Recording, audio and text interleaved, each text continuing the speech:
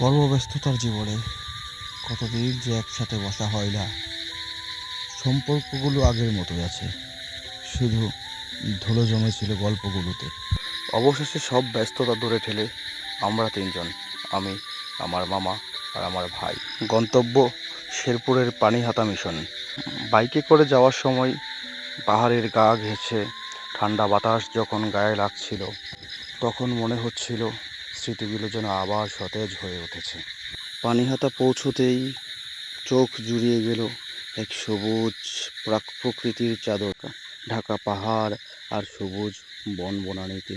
ভারতের মেঘালয়ের সীমান্ত ঘেরা সবুজ প্রকৃতি, নদী, পাহাড় আর বন, সবুজের স্নিগ্ধ চাদরে ঢাকা প্রকৃতিতে হারিয়ে গেলাম আমরা।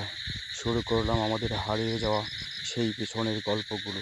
কত মজা গল্প, কত কৌতুক আর ভালোবাসার সেই আড্ডার গল্পগুলো।